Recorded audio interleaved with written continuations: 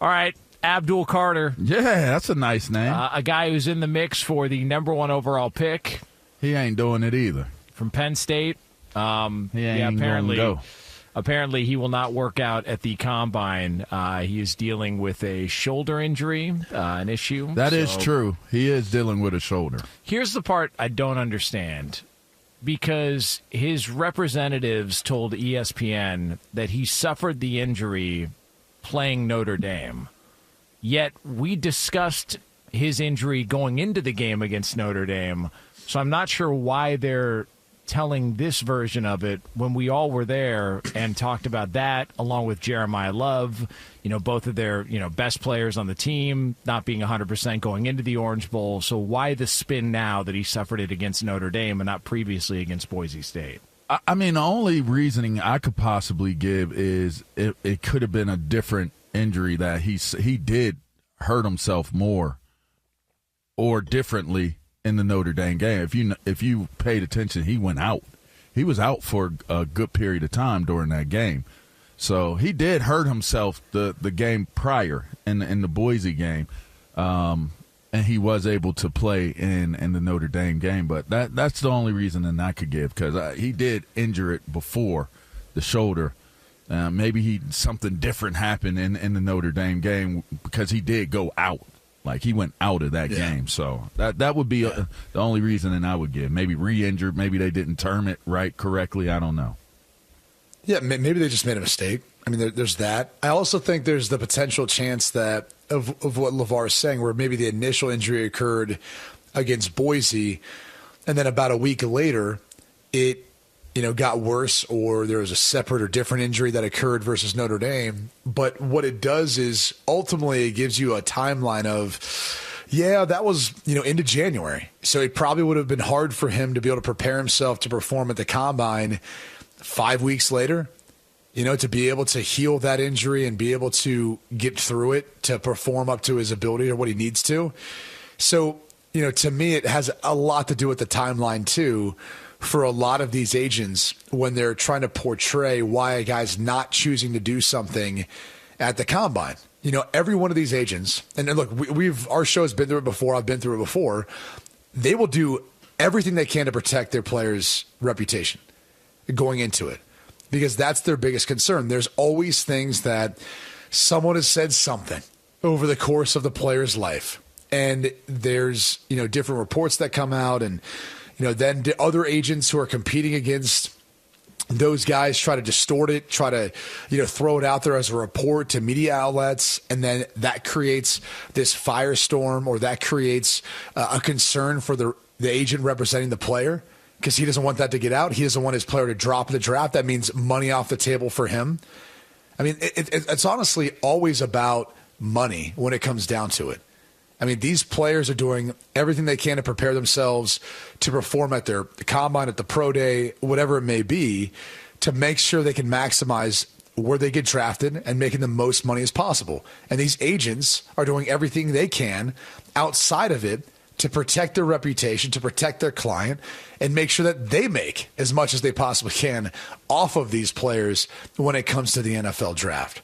So that's kind of where we're at. And so it could be a mistake. It could have, as LaVar said, been a re-injury of an injury, or maybe a new injury that occurred.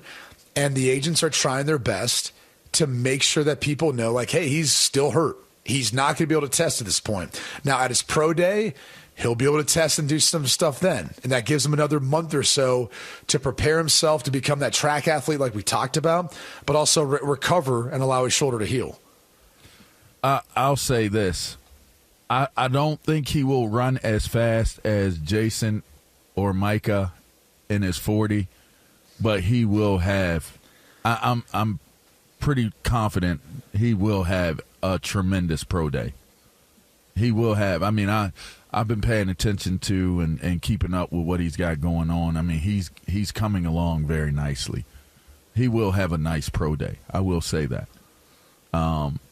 When is Penn State's pro day? I'm not even sure. Efforting. I've got some connections. Did they announce it yet? Now, so. Did they announce their pro day? I don't know that they even announced it yet. They usually are posted by now. March 28th, March, I'm seeing, okay. is the Penn State. There you program. go. So he's got a whole month. Yeah, a month. To prepare and recover to be ready for it. And I think, honestly speaking, if we're talking about his shoulder injury, it's a lot of things that he's been doing has been, more conditioning, more running, more movement types of things. I think the one maybe concern you run into when you have the type of injury that he's probably, kind of still recovering from, you do some strenuous things with coaches when you're a defensive lineman.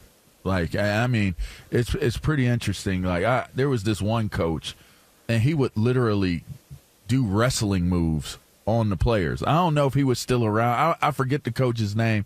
He might have been around when you were coming out. I don't know if you would even paid attention to it. Like WWE? But, bruh, he was putting, like, arm locks on these dudes. No like, and be like, get out of it. Like, get out of this hole, like stuff like that. Tilt-a-whirl DDT. And you knew who he was yeah. because he would come in with cowboy boots on. Like, he came in with jeans and cowboy boots on.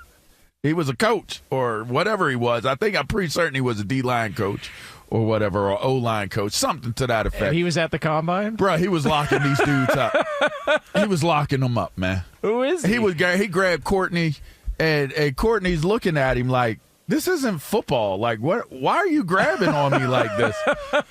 And Courtney don't talk. Like, he wouldn't have said anything, so he's sitting there trying to get out of it. This dude is like manhandling, grabbing Courtney Brown. I'm like, dude, like, what are you trying to prove here? But anyways, I digress. My point is, you do a lot of what? You do a lot of different things.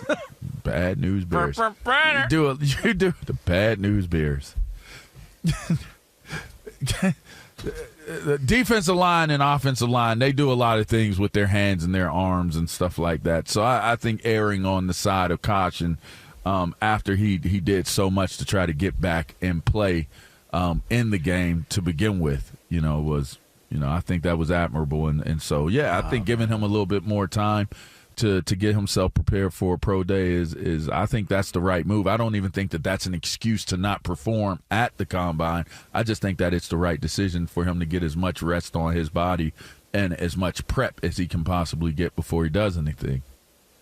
For him, I think it matters. Like, I don't know, a quarterback, I think their pro day is super important, more important probably, just from the simple fact of throwing the ball and having, the comfort level with the guys you've been throwing the ball with. I think, coaches seeing you be able to throw the ball in person, I guess that matters, But, I mean, going to the combine, what is a defensive end going to do that's going to change their, that's going to change their trajectory in the draft? I don't know that there's something that you could do that's going to just definitively blow people away unless you have like a crazy 40 time. I mean, I think that might be it. Otherwise, I mean, you could go through the drills and they could be like, we weren't impressed with like his movement. We would have thought he had better movement than that, something like that. But I don't think he does himself any good by doing anything at the combine, if you ask me. By the way, Lee, can you look up who this guy is in jeans and cowboy boots who tried to assault LaVar? And, it wasn't me. He wasn't doing it to me. I was a linebacker. He didn't deal with the linebackers. He dealt with the D linemen. And I'm glad I wasn't like a tweener, like doing D line and linebacker, because he was locking dudes up. Like, and the crazy thing is, though, it wasn't like he was fighting to get into the position with them. He had them wait for him to get the position on them, the leverage point on them, and then told them to get out of it. Like, I'm like, dude is like on some like ego tripping right now. Like, he wants to see if this is the biggest, strongest defensive end in the draft. It's like you're doing it with these guys. You want to see if you could hold, if you could get your hold on, or you could control them. It was weird, man. Real meathead, huh? It was real meathead type stuff, bro. It didn't seem like it was football related, but I'm sure there was a rhyme and reason for what he was doing, but it just didn't make sense to me and a lot of the people that was watching. All right, so the odds are out for the number one pick. Abdul Carter is plus 175 to go number one overall. That, according to our friends at DraftKings. There's also the odds of Cam Ward is the favorite at a minus 140. And right now, currently, the Titans are favored to keep that number one pick. So, and I think we threw out the scenario, if you're Tennessee, do you draft your quarterback of the future, or do you take Abdul Carter here and then go veteran quarterback if that's the plan, which feels like that would make the most sense if you're Tennessee. Bring in a veteran, maybe the best player on the board from a talent standpoint, and then go forward with that with Brian Callahan, probably looking at this being his last year with, new members of the front office in place.